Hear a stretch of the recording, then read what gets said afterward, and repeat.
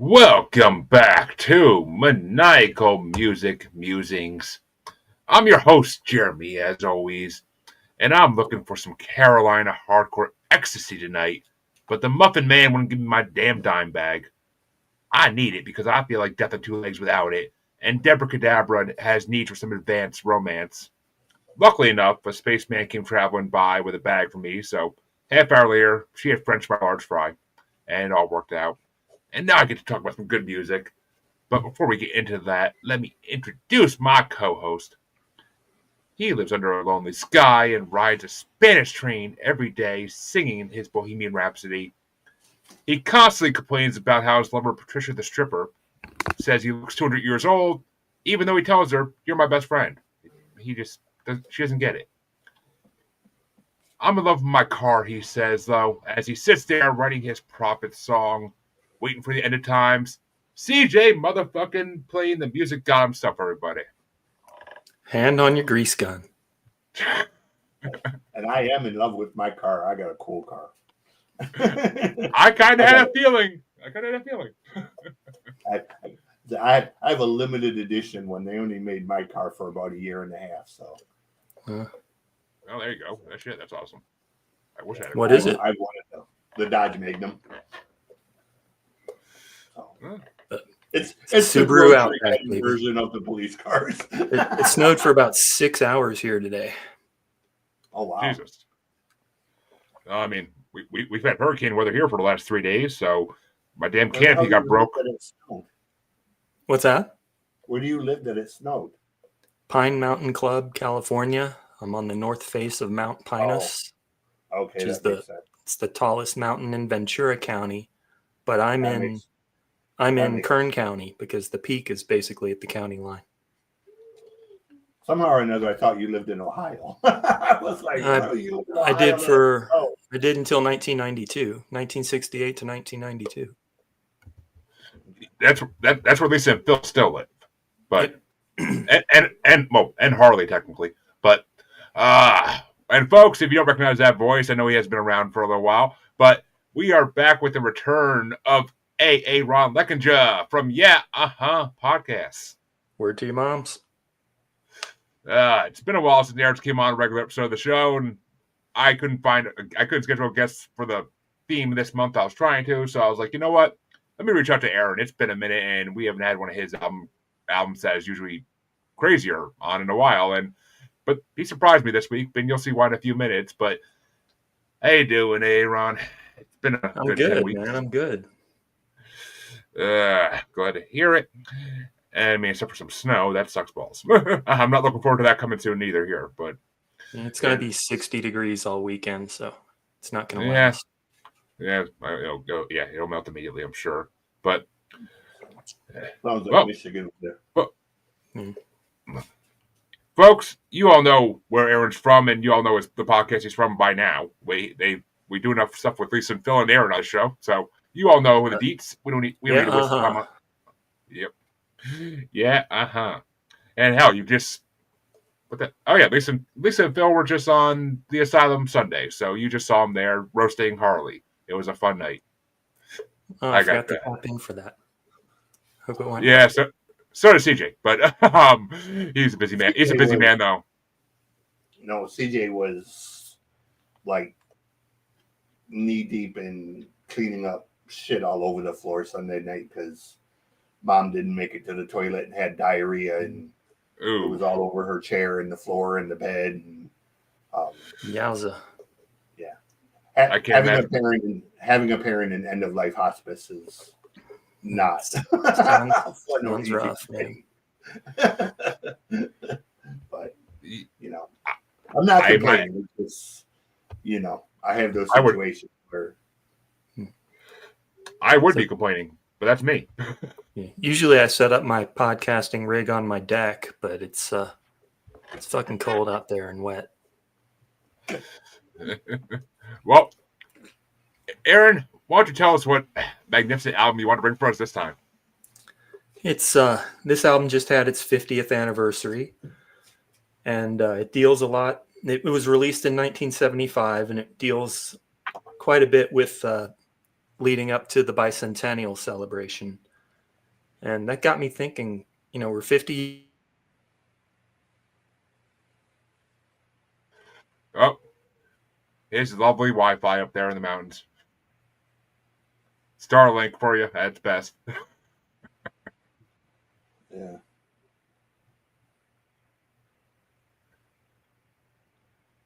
I love how he's just like zombie mode right now, frozen. Frozen in the frozen wasteland. Sounds like an Avantasia song. Am I back? Yeah, there you go. There we go. So, I don't know. I left off talking about the bicentennial, how nobody gives a shit about the sesquicentennial. And I don't know. I feel like it's just Beefhearty enough, but Zappa's kind of putting the reins on him. It's a great album. I love this album. What was the name then? I don't think you said the name. Bongo Fury. I think it's the only one released as Zappa / Beefheart. Yes, and Captain Beefheart and what the hell's the rest of that band name? I always forget. Beefheart's band or Zappa's band? Beefheart's, because there were three names on this album. Well, it's Zappa and the Mothers and Captain Beefheart. Oh, the Mothers is part of his name. Okay, I wasn't positive on that. Yeah, the Mothers are Frank's band. Beefheart's band was the Magic Band.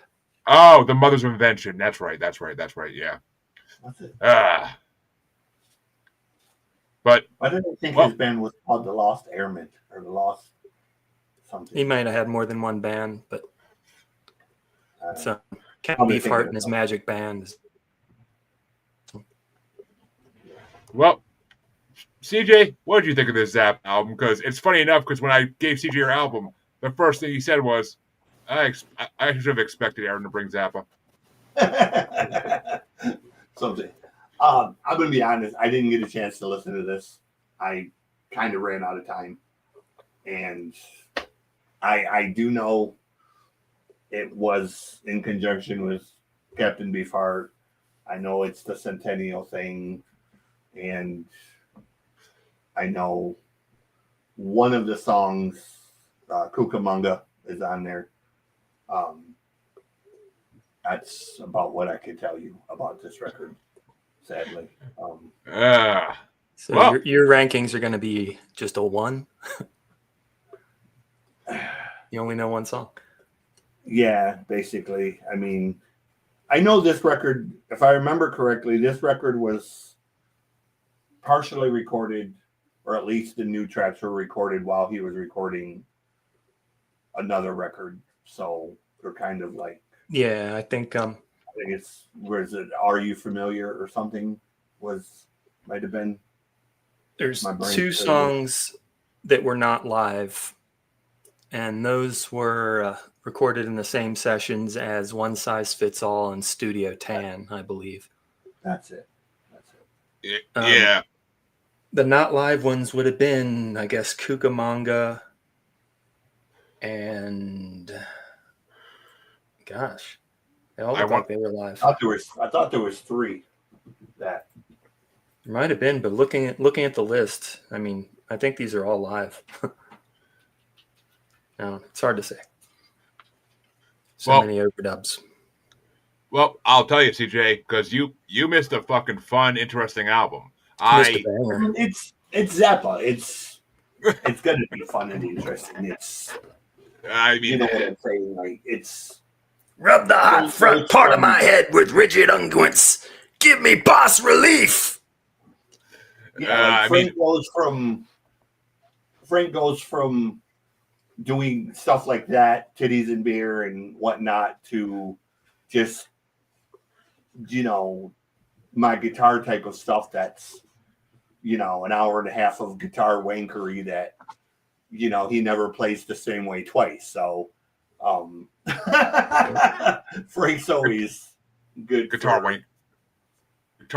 I learned a new phrase tonight. I like it. Yeah. Instrumental type stuff more as opposed to. I expected this to be paired with like Butthole Surfers or Tom Waits. I was pretty surprised by the pairings that I got. Well, we'll get into reasoning when we get to ours, but I I only know Zappa from the few songs that you've maybe listened to for when you've had choices to bring into brackets. And that's where I mainly know Zappa from. This is my first real in-depth look at Zappa. And I'll say first things first, from the album cover, he is a scary looking man. But he's holding an ice cream. What are you talking about? Just his physical appearance, just his physical fucking appearance is freaky, but it fits his personality with music 100%. He's got a very intense look on his face while he's holding that ice cream. Yes, he does. Like it's the last ice cream he'll ever have, and he better not get stolen by anybody. But I thoroughly enjoyed this album more than I thought I was going to. I mean, I knew what to expect with Zappa, and I was pleasantly surprised how knows what to expect with. Well, I knew to expect nothing and to expect everything at the same time, basically. It's like Zappa is like Prince if he wanted to be Weird Al, in my opinion. If Prince wanted to be Weird Al, that's Zappa. But because he's got the musical talent, but he likes to fuck around with it like Weird Al does. But I thoroughly enjoyed this fucking album fully. Like I was laughing my ass off first thing this morning listening to this album, and I honestly was just dying to hear the next song, to hear what was going to be next. I'm not going to say I loved every song on the album. Some of them were just okay, but I definitely had a top 5. Sam with the showing flat, Sam with the showing scalp flat top. Particular about the point it made. Was that your favorite? I've got two weird connections to Zappa. So the first one, in 10th grade, I was at Clarkston High School, and we got called into the auditorium we're supposed to have mixed choir at the time, but apparently instead of having mixed choir, band, and the other music class that normally were those hours, we all got called into the auditorium. They were going to do this presentation, and the Northern Michigan University band was there. And they were going to play for us, and they started playing. And as soon as they started playing, I knew immediately, okay, they're doing Zappa. Like, you knew it was Zappa. Like, if you've ever listened to Zappa, you know Zappa. And probably it was like Peaches and Regalia or something. Yeah. It was one of his orchestral pieces. So they played for like 50 minutes. And as they finished, he came out from behind the curtain and stood there and started taking questions. Now, nobody knew. We were not told that he was going to be there or anything, or even who the shit was. So he just kind of appears from behind the curtain. Half the audience has no fucking idea who the fuck he is. The other half, the music geeks like me, were like, holy shit, that's Frank Zappa. Like, what the fuck are you doing at our high school? But it was cool. So he answered questions in his typical way of threading the needle between being Zappa and not being inappropriate, which, and then the other thing is when Dweezil put out his first solo record, I wanted the other ones. So I called the number on the back of the one record. Called Barking Pumpkin? Yeah. And he's like, Barking Pumpkin Records, what can I do? And it took me about a minute to realize that it was Frank answering the phone. And my brain kicks in and I was like, wait a minute. Is this Frank? He goes, yeah. I was like, holy shit, you answer your own phone? And he's like, who the fuck else would answer it? I was like, I just assumed that his label would have a secretary or somebody that apparently Barking Pumpkin was run out of his living room. Yep. So the number for Barking Pumpkin was his actual home phone number. Yeah, I think it was 818 Pumpkin. Yeah, so I had no idea when I called to order these CDs that Frank Zappa was going to answer the phone. That's and crazy. Then I sounded like a fucking idiot because I was like, wait, is this Frank? He was like, who the fuck else would it be like? And I was like, oh, total Frank answer. So I feel like that's something that only true musicians who love their fans like do that type of stuff. Like I could see ICP doing that stuff back in the day, where like they would answer their own phone line. To, like, he's just frugal. He's not going to hire all that. somebody to answer his phone. Yeah, Frank was just anti-establishment. Like he wanted nothing to do with the label. All the money that he made kind of went back into the music. Yeah, I can believe it. I can believe it. But yeah, I mean, this album blew me away.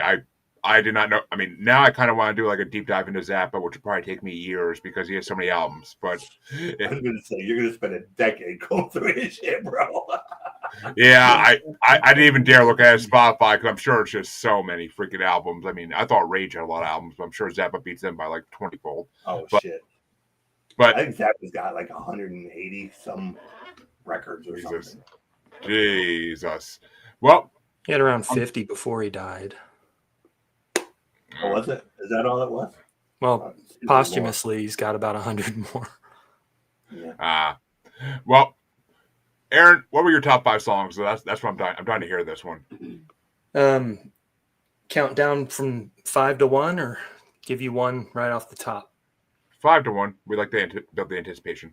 Number 5. She's 200 years old. So mean she couldn't grow no lips. Squatting down and pocking up in front of the jukebox like she had true religion, boy. 200 years old's number 5. Number 4, arrogantly twisting the sterile canvas snoot of a fully charged icing anointment utensil, he poots forth a 1/4-ounce green rosette near the summit of a dense but radiant muffin of his own design.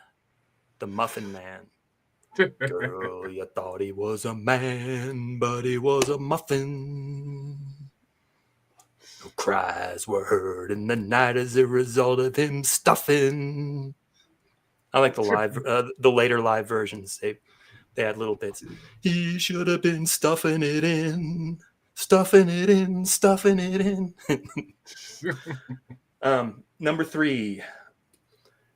Could have swore her hair was made of rayon. Carolina Hardcore Ecstasy. By 10 o'clock, her arms and legs were rendered. She couldn't talk because her mouth had been extended.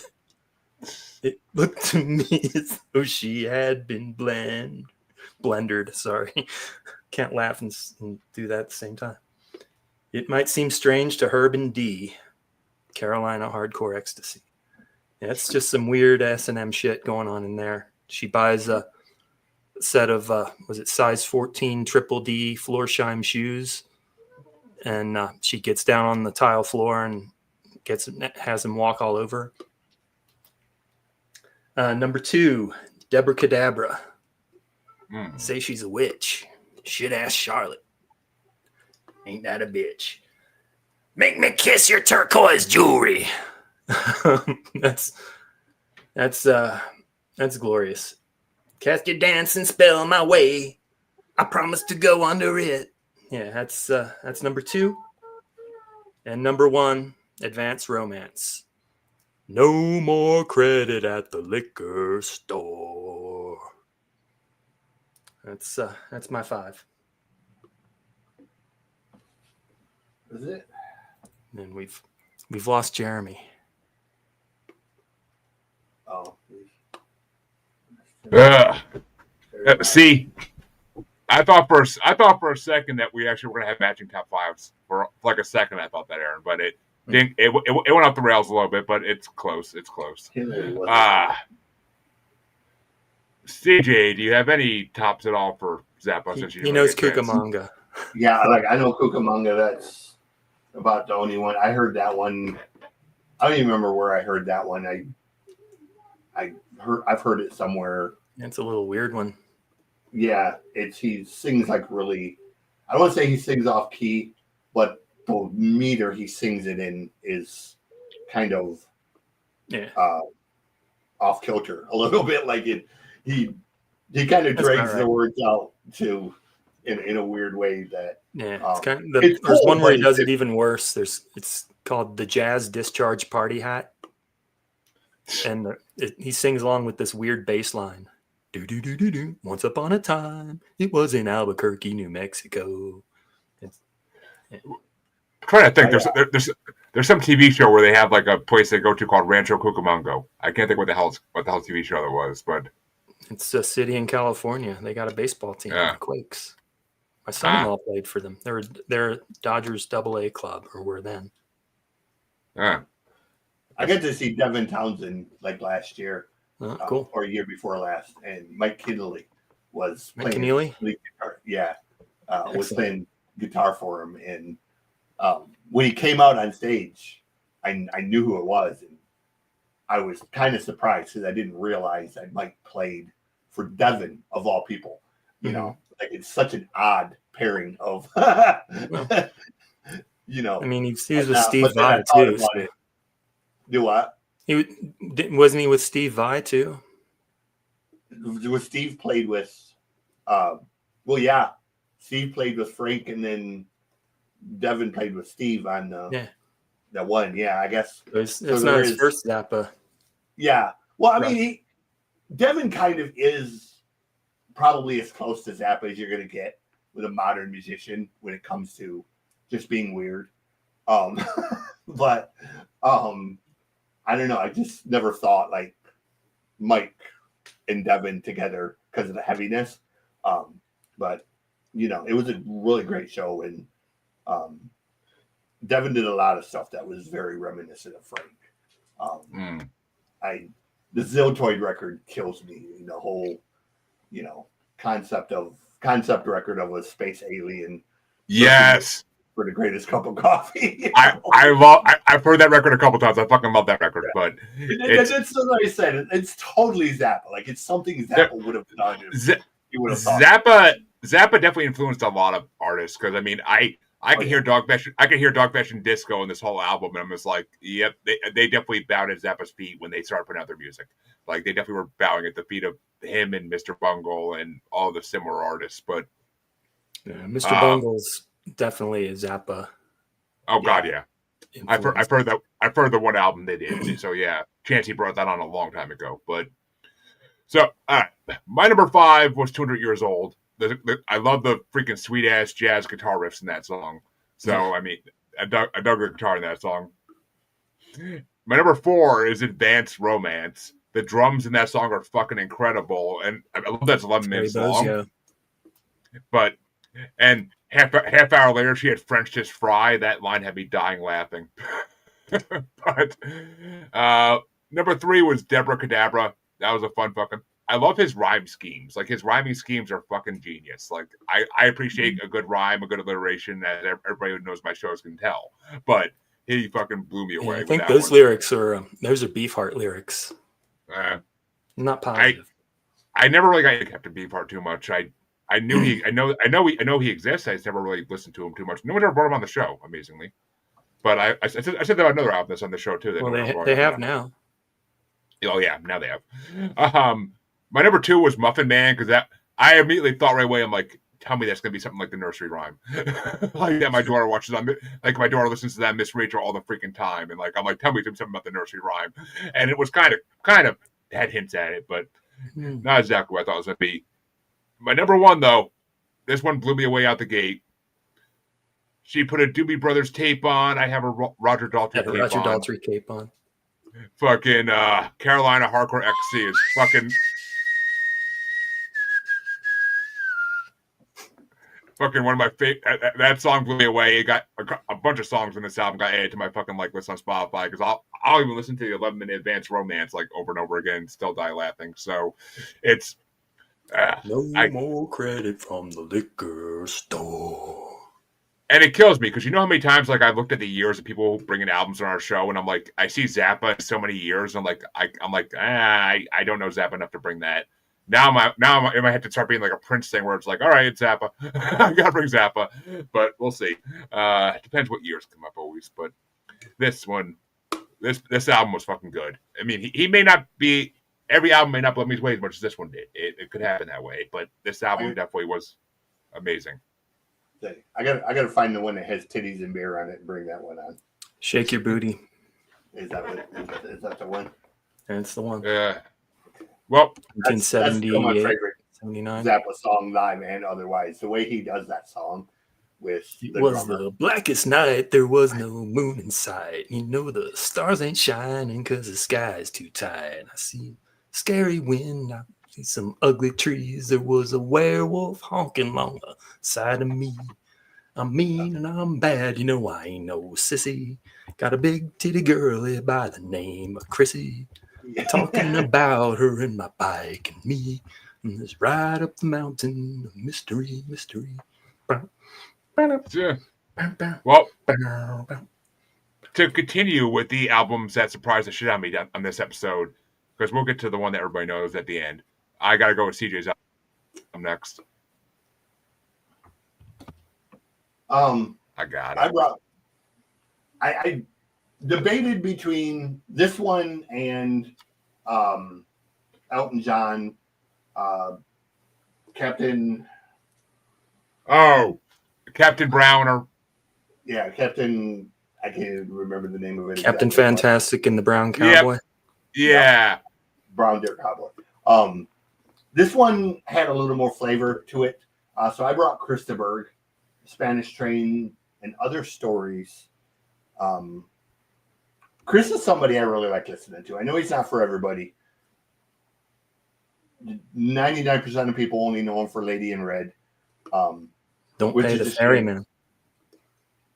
In that one, if you're more of a, I guess, 70s type, but like Chris is a really, really great songwriter with some stuff that's kind of serious, and then he has some songs that are very much almost Zappa, like a bit tongue in cheek. Maybe not quite as far out as Zappa, but he can spin a good tale. He definitely can. Christaberg, Spanish Train, and Other Stories, which came out the same year, 1975, keeping with the theme. So, am I back? Yep, you're back. I only noticed it for a second that you froze, but then you're back a second. I noticed it. But Aaron, what did you think of Christaberg before I go into my review? Yeah, I was surprised he was a selection, but I dug the album okay.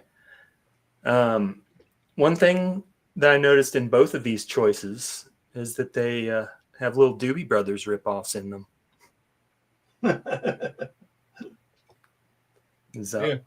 I'm Going Home is basically Long Train Running. And Carolina Hardcore Ecstasy, they keep doing that listen to the music thing with the horns after they say Doobie Brothers tape on. I knew I recognized that sound. That's our fucking theme song for this show. But I knew I recognized that sound. I couldn't put my finger on it this morning because it was too early. And I had a fucking crazy ass morning at work. But yeah, I never even heard of Christaberg before today. I never heard that name even, and so I didn't know what to expect when I heard this. When you gave me this album, I'm like, who the fuck is this? I'm shocked you. I forgot you're younger than us, so. You didn't live through the having to turn the radio on every 3 seconds and hear Lady in Red. It's like, that's him. Yes. That's him. Oh, okay. Yes. I know that's. Yes, that's him. Is dancing with me? Yeah, I know that fucking song. That's one of 3 songs during that period that just would not go the fuck away. That I Can't Fight This Feeling. I Can't Fight This Feeling by REO was another one. Every 3 seconds they played that song, and it's like, Jesus Christ, would you just fucking go away? See, every time I heard Lady in Red in like supermarkets and shit, I always thought that was Sting, but no, it's Christopher. But well, I was blown away. It's actually from a movie called Lady in Red. Yeah, I know that. I know that much, but I never know who was saying it. But I was blown away by this record though, because I started listening to it and I'm like, oh, this is soft. I'm like, oh, this better be good.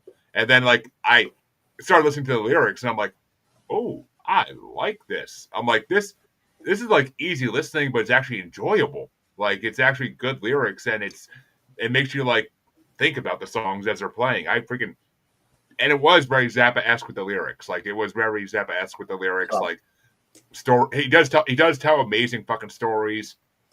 I can't even think of like a modern artist I can really compare him to. Even like he tells really good story. Oh, He's well, got actually, some heavier songs.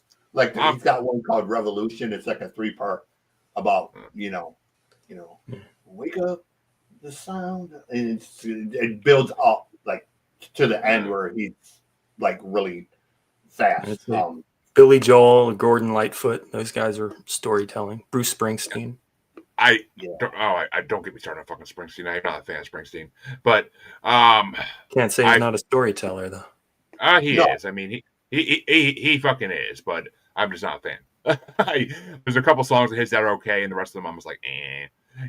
I had to listen to fucking Born to Run when Jackass. I was going to say I'm not a fan of Springsteen, but I give him a lot of credit for. Oh, he definitely is a legend. He's a legend, but there's a lot of legends I'm not really fans of. So I mean, it is what it is.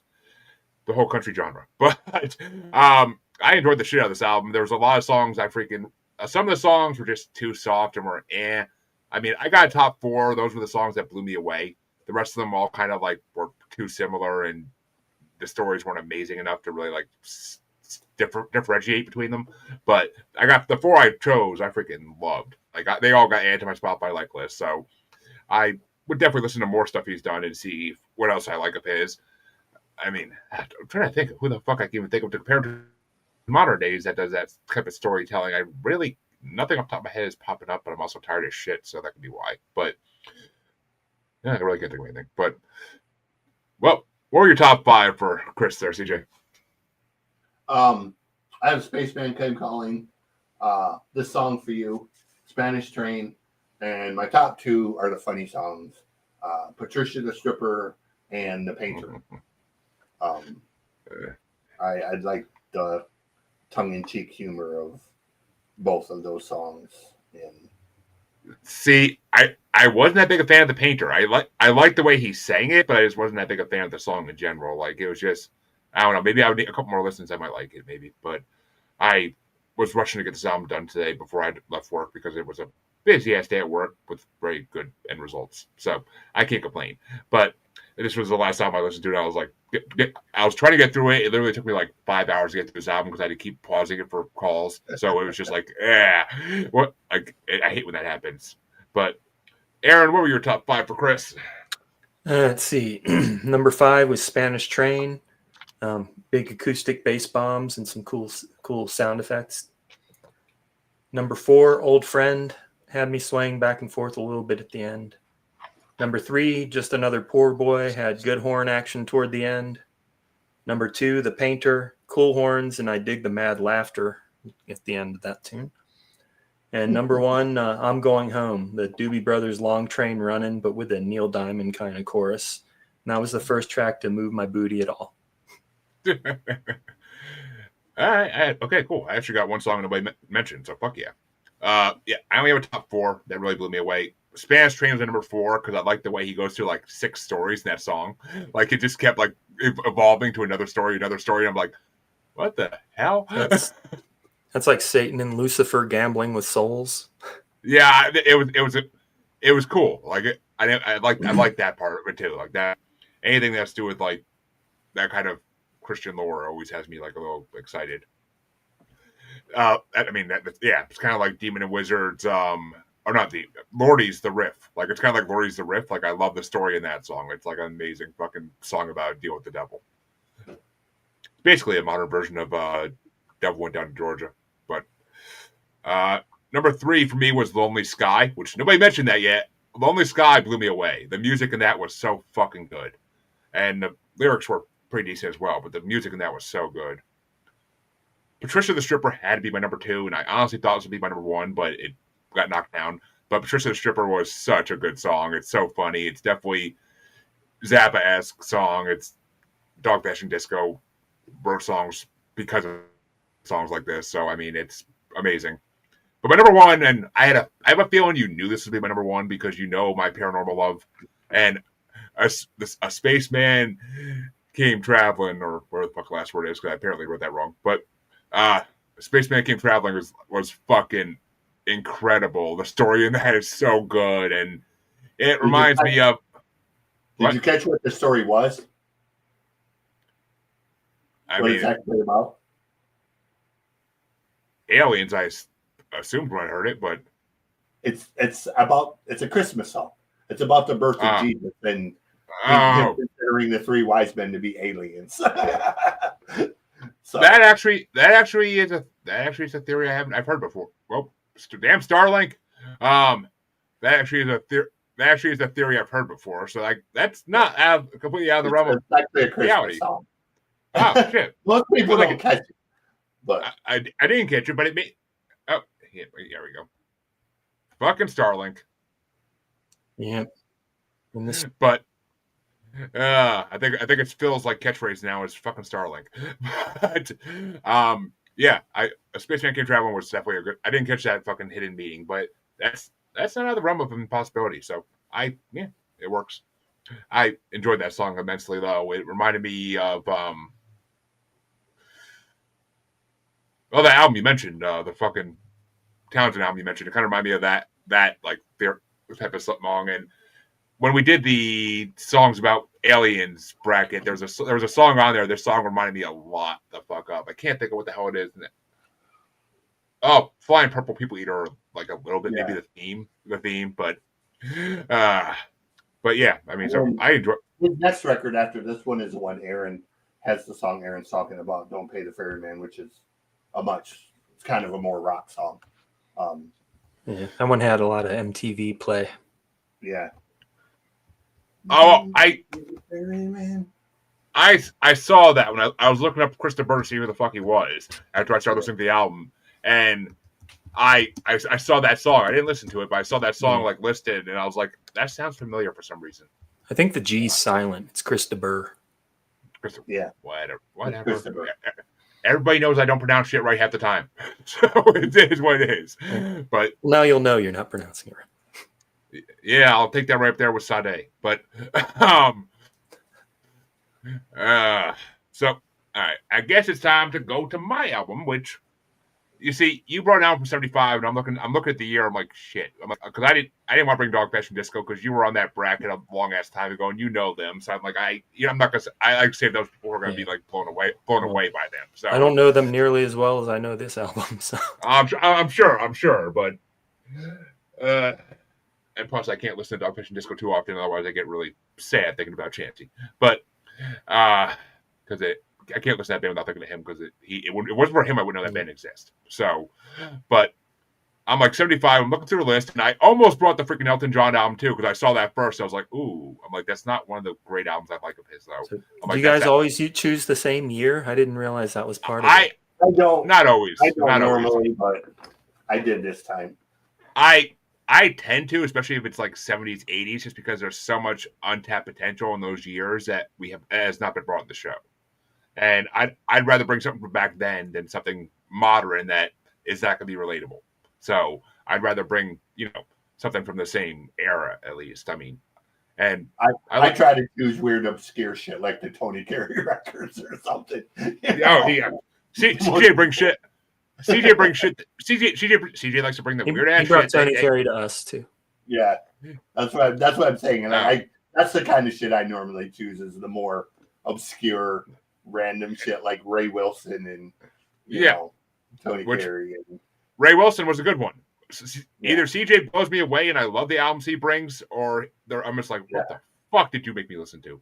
But I love it because it's reminiscent of Chansey because I used to have the same exact feelings for the albums he brings.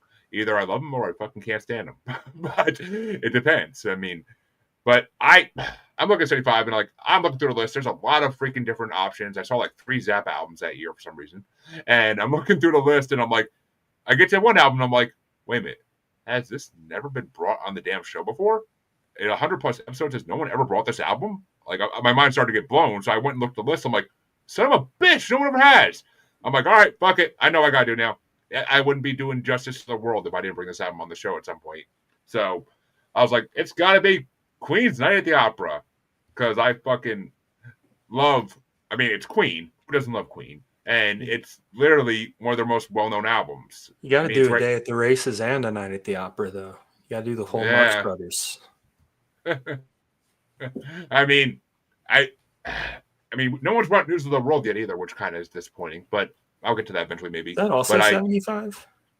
No, I don't think so. No, because I would have seen that on the list. I would have brought that one if that was on the list, 100%. But A Night at the Opera I had to bring because it has some of my favorite Queen songs on it, and it had songs I never heard before that were like lesser known tracks, and I fell in love with some of them actually. But it has some okay ones too that I didn't really like because Queen for me is always I'm gonna like part of the album. I'm not gonna like part of the album. That's always the way it is with Queen. They never done an album that I fully love except all you like is I'm in love with my car. What? All you like is I'm in love with my car. Actually, no. But I won't put your hand on that grease gun. The only album that Queen ever did that I truly love, like pretty much the whole album, is the last album they did before Freddie died. I forget the Show Must Go On album. I can't think of the fucking name right now. I brought it on the show.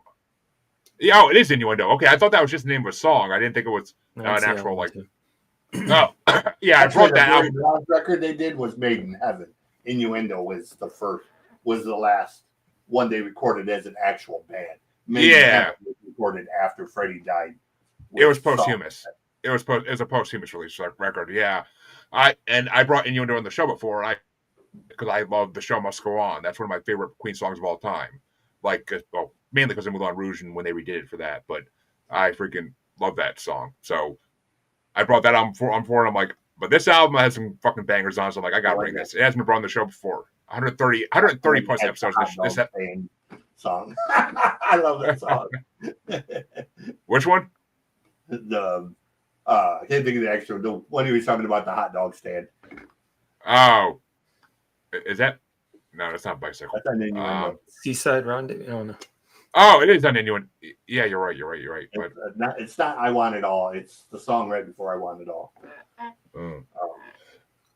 Yeah, it's been a while, so I don't remember that. I don't remember that whole album off the top of my head anymore. It's been a while since I've listened to it, but select songs come on my list every once in a while. But Aaron, what do you got to say about A Night at the Opera? Listened to it many times. It's pretty easy to come up with my list.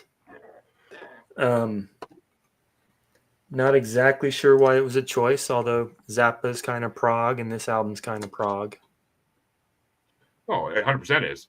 I mean, I just think of the freaking Bohemian Rhapsody, the movie, where like Mike Myers is like, "Who's gonna drive around in their car listening to opera?" Like it's class. Like I love that. I love that they did that in the fucking movie. Like perfect. And the fact that Wayne's World freaking. I saw that reel from Wayne's World like the day I chose this album. That came up on my Facebook, and I was like, okay, this is destiny. But because everybody knows that scene from Wayne's World where they're fucking singing the song in the car. Like everybody knows that fucking scene. Yeah, that resurrected this song. It did. It gave it a second life. But it's funny because I mean, you would think like, who really would want to drive around their car listening to opera? Well, I mean, besides people like me who love symphonic metal, but literally I could listen to Stardust any day of the week, and it's kind of like an opera, but a jazzy opera, but still. But CJ, what do you guys say about Night at the Opera? Before we get into top fives. So Night at the Opera has two of my favorite Queen songs. So I was happy that, you chose it. I tried to find something kind of similar, but just gave up when I knew the Krista Berg one, but I was looking for something better. I almost went with Elton John, but that one was a little more, So it's not his best album. It's nowhere near the top 5 of his albums. That's for damn sure. I mean, it's considered one of the better concept records, but when you put it against the totality of everything Elton's done, then yeah, it's not his best work. So that's the one you were wondering if it's been brought on before, because you know my affinity. Because you told me when you're trying to pick your albums, you're like, I gotta see if this one has been brought on before. And I remember seeing Elton John on the list. I just couldn't remember which ones it was. I have an affinity for Elton John, so he's been brought on like 5 or 6 times. But yeah, sadly, the one I really like has already been brought on, which is Caribou. That's the last one I actually brought on, and because it was when Jamie was my co-host, and the bitch is back was on it, so I had to bring it on because I love that song. Caribou was a really good record. It was, and the funny thing is that it was thrown together in such a rush for the record label that it wasn't supposed to be a good record, but it ended up being one. So, but well, it's a great record. It's one I listened to more times than I can remember. And other than the jazz record, it's probably the one I've listened to the most. I listened to jazz more just because jazz has my all-time favorite Queen song on it. So I would listen to jazz just for that song. What song? Don't try suicide. That's on the game. Is it? Yeah. Okay, well then I'm thinking of the game then. What? I thought that was on jazz. Could have sworn that was on jazz. Okay, is it on the game? Then the game is the one. I had the game. I didn't have jazz. Yeah, it's the game I'm thinking of, not jazz. Then, I know everybody knows Another One Bites the Dust for the bass line, which is cool. But to me, the one they stole from has the best bass line. That don't. It just that bass line in Don't Try Suicide, it's so fucking cool. And then Freddie is just being Freddie, you know. And when he's talking about, you know, all you do is get on my tits and shit like that. It's just, you know, and it's a song that even now, 40 years later, it's so relevant to everything that's going on about bullying and shit like that. Hey, you know what's nobody has done a cover of it. You know what's funny is that in high school I used to make fun of kids for listening to Queen because I'm like, you're gay for listening to Queen, and like years later when I actually like started getting into Queen and like appreciating their music, I was like, I was so fucking wrong. It's not even funny. Like I'm like, as long as you learn your lesson later in life, but Jesus, like I'm like, I could have gotten into this band in high school and fucking really blew myself away in high school compared to the other music I was listening to. So it's high school kids are weird. I mean, I remember when Halford come out, one of my best friends was so devastated. You know, he's like, I can't believe he's gay. Really? You can't believe Rob Halford. Leather Daddy? No. You can't believe Rob Halford is gay. He's I didn't know that, actually. the metal version of the Village People, bro. Like, don't talk about Rob that way. And I'm like, bro, I'm sorry your feelings are hurt, but if you miss the signs of Rob Halford being gay, you're just fucking blind or stupid. Like that was about as shocking as Ricky Martin saying he was gay. Well, that was obvious, but I mean, Rob Halford, I never knew that even. Ricky Martin's gay. Right. He also is secretly Jewel, but great Family Guy moment right there. But I didn't know Rob Halford was gay till right now. I never really was the biggest Priest fan, so I never looked into him really. But Andrew would probably slap me for saying that, but like I didn't know he was gay. Even like it never has been brought up. Even with all the times Andrew has brought up Priest and talked about him, like it's never been brought up. So that's you learn something new every day, folks. Wouldn't listen to him, and you know, and I was like, you listen to Queen, right? Yeah. You listen to Elton John, yeah. So what's the fucking difference? Because Halford had that. They're not metal. Exactly. Yeah. Oh, whatever, bro. Like, get the fuck over it. Like, I can see his logic. But I couldn't just because I never. It's flawed, but yeah. I mean, I don't know. Isn't there a suicide lyric in like "Death on Two Legs" and they say "Do it," and then later on they put out the song "Don't Try Suicide"? I never caught that, and I actually. Well, okay, I'll get in that in a second, but. So I only had top 5 for this one. I don't really have honorable mentions for this because there are, like I said, I like half the album. I don't like half the album with Queen always. It seems to be a trend. But my number 5 was "I'm Loving My Car" because I know that song. It's a good song. It's not amazing. It's a good song. It kind of seemed like a filler song to me, but it's catchy. My number 4 was a new song. This is the one song I put on my list that I didn't know, and I fucking blew me away. And that's New the Prophet song. This album's I 50 did. years old. I never listened to the whole album. I've only heard like the hits or the ones that were on the bracket we did a while back for Queen. So the Prophet song blew me away. I never heard that, and it just blew me away. I'm like, oh my god, this is amazing. Like it's Queen. I'm not surprised, but it's fucking amazing. Like number 3 is "You're My Best Friend" because who doesn't know that damn song? And it's amazing. It's always an amazing song. Number 2 was "Death on Two Legs" because I fucking love "Death on Two Legs." That I heard that for the first time when I listened to the playlist for the bracket we did a while back for Queen, and I freaking love "Death on Two Legs." Like that's such a good song. Like the guitar is so good in that. Dun dun dun dun dun dun. Like it's just catchy as hell. And my number 1, obviously, I'm pretty sure this might be everybody's number 1, is "Bohemian Rhapsody" because who doesn't Not mine. love motherfucker? But okay. If anybody's not gonna have a top 1, I could see you, but not having it. But Bohemian Rhapsody, I mean, it's literally in the Rolling Stone top 500, like in the top 50. It's an amazing freaking song. Everybody knows it. It's one of the most sung karaoke songs of all time by drunk people who can't sing it right. But still, it's one of the most sung karaoke songs of all time. I love Bohemian Rhapsody. People to sing it at the same time. I've seen groups of like 30 people try to sing on karaoke at the same time, and it's scary. It's scary, but it's a classic.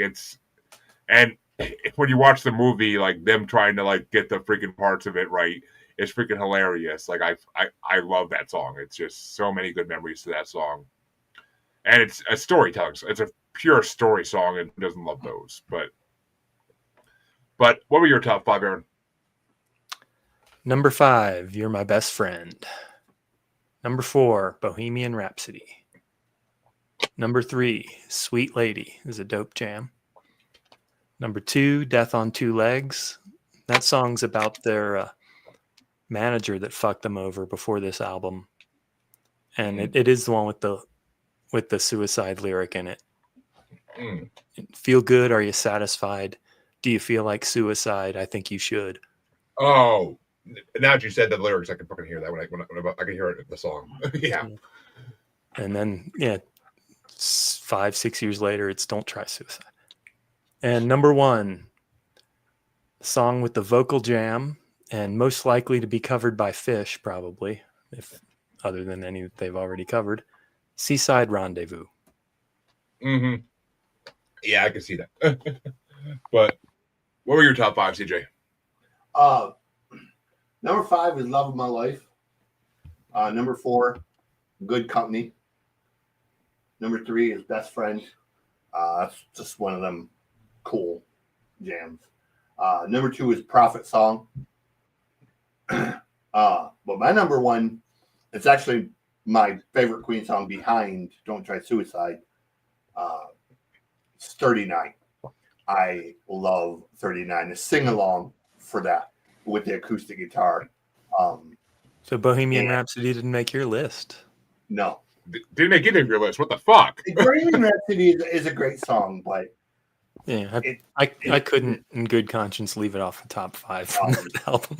I really like "Prophet Song" because it's kind of got that prog metal type of rock type of style.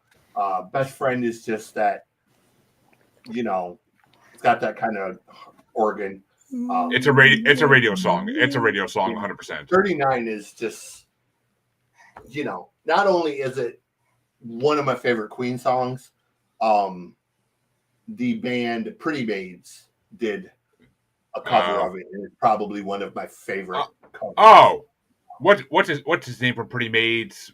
Ronnie. What's on it? Yeah, because I'm like, yeah, he was on Adaptation song. Adaptation stuff. Yeah, I'm like, I know I just said the name Pretty Maids a couple weeks ago on an Adaptation bracket. So actually, the stuff that the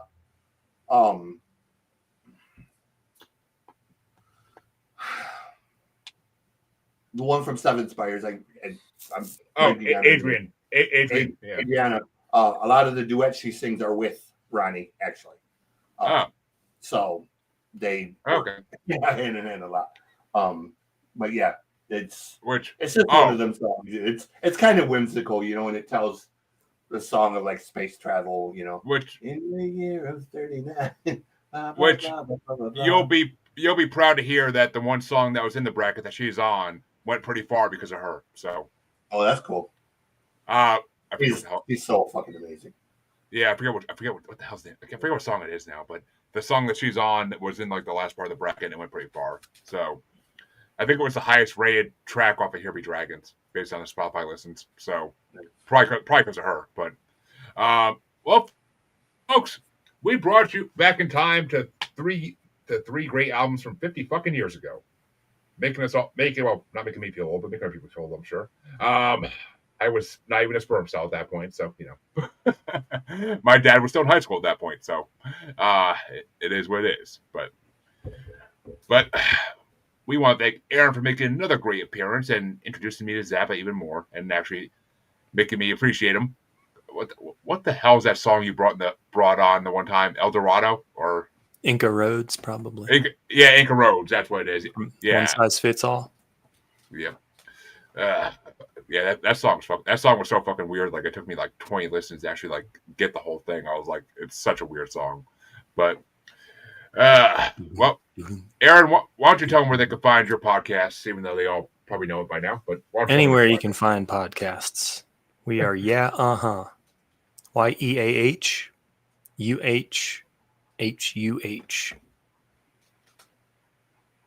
And CJ, where can they find you these days besides wanting to kill your class? Musicgodscjplaying.rocks is where you should be looking.